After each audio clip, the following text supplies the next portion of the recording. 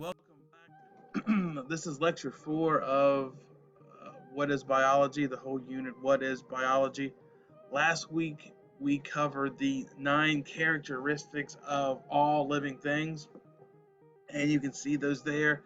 Cells, that's the basic unit of structure and function of an organism.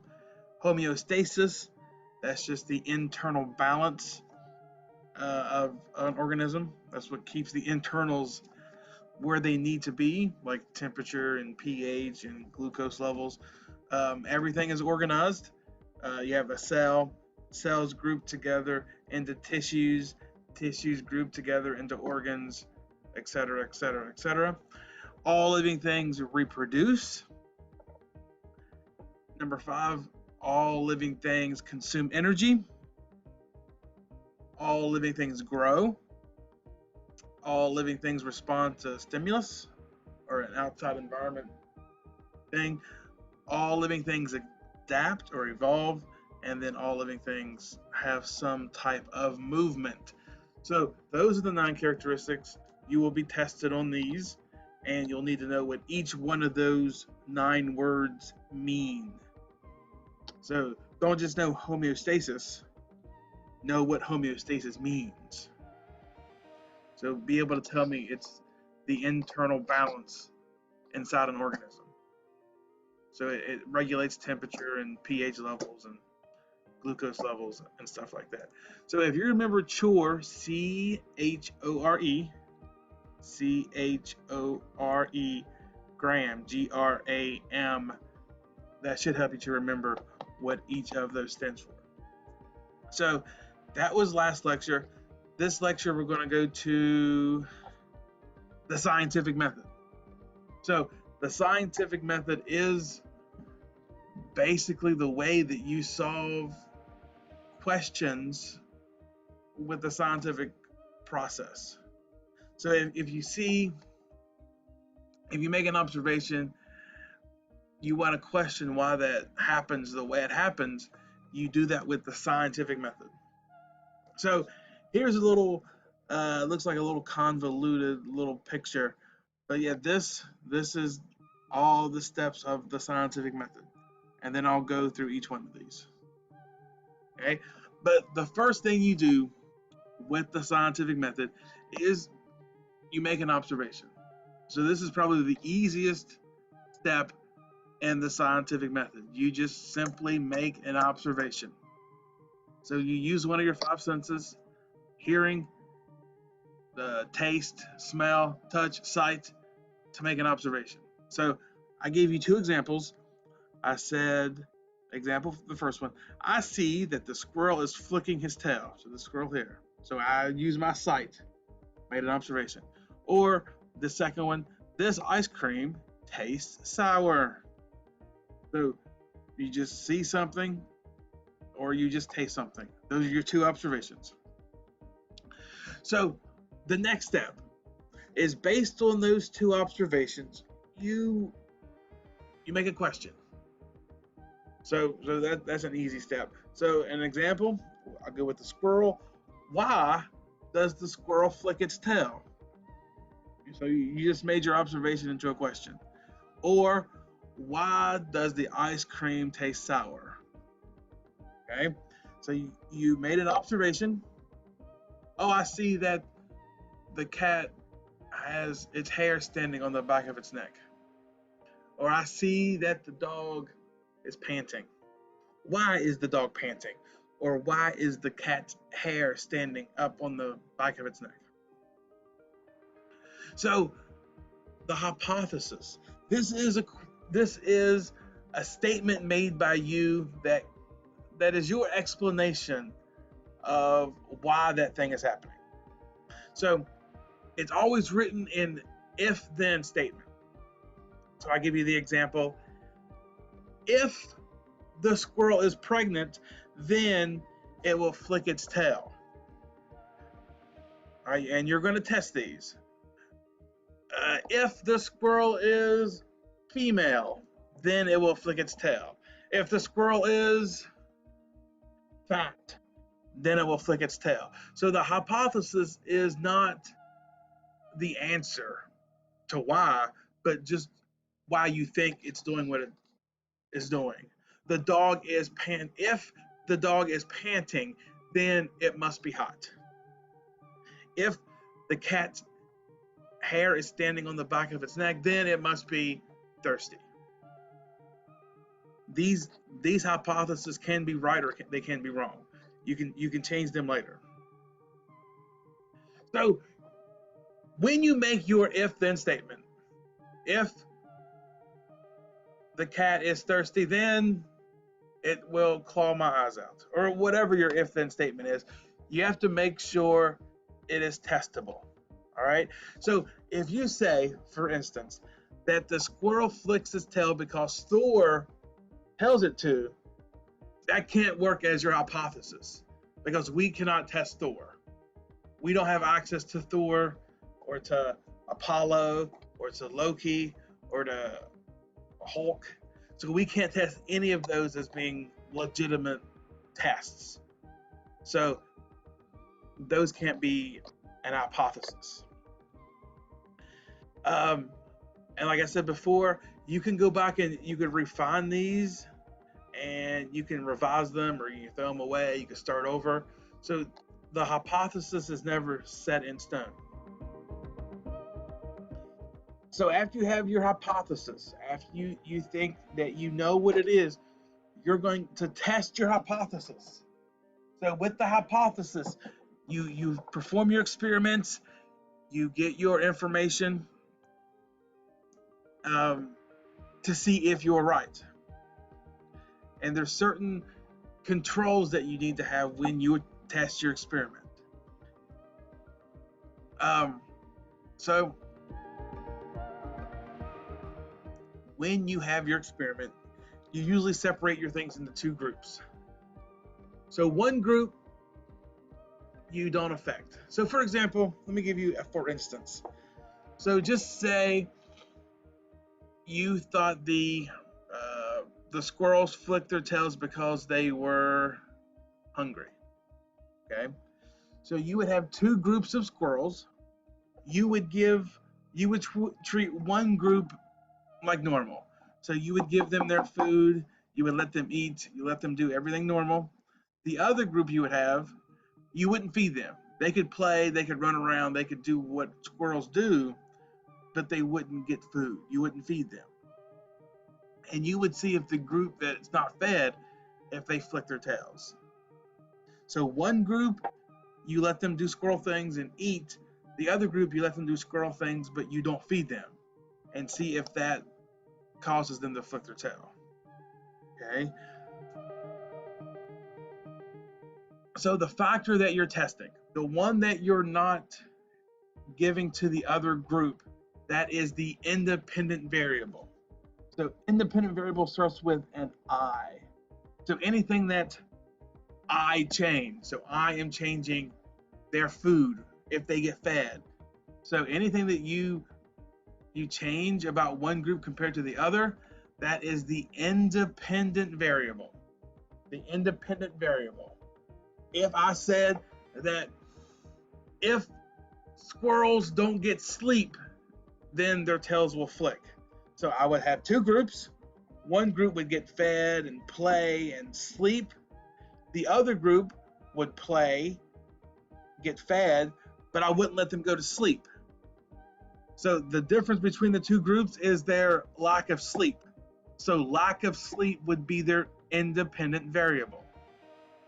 If I can change it, I with independent, if I can change it, then it's independent variable. I'm changing their sleep. So what I'm hoping to get, what I'm measuring, is their tail flicks. So if I don't let them get sleep, then they will flick their tail. All right. The thing that I'm measuring is the dependent variable. So I changed their sleep in one experiment, independent. I changed their, what was the other one? I changed the sleep. Not giving them food. Those both are independent, but they're all trying to measure to see if the tail flicks. The tail flicking is the dependent variable. The dependent variable. So I changed the independent, hoping for a change in the dependent. So once you've done your experiment, you've got your data. So the next step is you organize it, and that's just grouping it into graphs, charts, tables, or maps. So, and these are two examples here. So you would count maybe the number of flicks that the squirrel does, flicks per minute. So how many flicks per minute when they were being fed? How many flicks per minute when they were not being fed? How many flicks per minute when they were sleeping or allowed to get sleep? How many flicks per second when they were kept awake? All right, then you chart that out. So once you have your charts and once you have your graphs and all tables and all that, then you look at it to see if what you see on those charts and graphs and tables support your conclusion. So you look at it, you can't just like do the graph and be done with it. You have to look and see if what your experiment shows supports your original hypothesis. So your conclusions are a result of your data.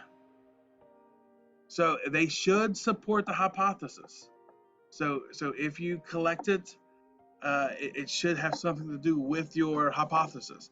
So if your hypothesis was if squirrels don't get enough sleep or get no sleep, then their tails will flick. But if your experiment was on if aggression, that has nothing to do with your hypothesis. So your experiment must have something to do with what you said. All right, this is a no-brainer. Once you have your conclusion, just remember to communicate out with others. So report your findings. So communicate your findings out. So that is a scientific method. So now I'm going to go into theories and laws and the difference between the two. So a theory is formed after many hypotheses. So after those hypotheses were tested and supported with experimental evidence, then you have a theory. And a theory is just a broad and comprehensive statement of what is thought to be true. So we have the theory of evolution. So as of right now, there's been many tests and many hypotheses done on that theory, but it always turns out to be true. So it's never been proved incorrect. And a theory is also supported by evidence, a lot of evidence. And it ties together all the related hypotheses. So all these different hypotheses come together to form a theory. A law, on the other hand, is a statement of fact that explains an action, like the law of gravity. These are accepted as being truthful, universal, and sometimes they're expressed as a mathematical equation. So the famous E equals mc squared, or force equals mass times acceleration. Those are all laws. So there's a few differences. I think there's 5, 6. All right, a law is an observation, and a theory is an explanation. So a law is an observation. The sun rises in the east, sets in the west. A theory is an explanation of that observation, so telling us why it happens. A theory requires experimentation. A law doesn't require any experimentation. You just accept it for being fact. So go back to E equals mc squared. Energy, that's E, equals mass times the speed of light, which is c. So, and that requires no experiments. That's just accepted for what it is. Number 3, a theory may become obsolete with time. This is not the case with a law. So over time, that theory may become more scrutinized. It may become more centralized, kind of whittled down to less broad to more specific. Well, a law is not. That's not the case. So E equals mc squared is going to be E equals mc squared forever and always. Okay, a theory can be replaced by a better theory. So if someone came along and wanted to improve on the theory of evolution, it can replace the old with the new. And number 4, I just talked about number 4. And a theory may be strong or weak according to the amount of evidence. So if you have a lot of evidence, then you have a strong theory. If you don't have much experimental data, then you have a weak theory. And then a law, like I said before, is a universally observable fact. Gravity always works. If you drop something, it's always going to fall. The sun always rises and sets. You know, those E is always going to equal mc squared. So those are laws that are always going to be in place. All right, so that is the first whole unit on what is biology. So we've covered quite a few things. So go back. All these lectures will be available. Go back at any time. Look over these lectures. Take notes on these lectures. Study these lecture notes. This test will cover anything that were on these slides or anything that I spoke about during these presentations. So you have all the sources that you need. So go back, look through any of these past four lectures and study for the test. All right, guys, I will see you.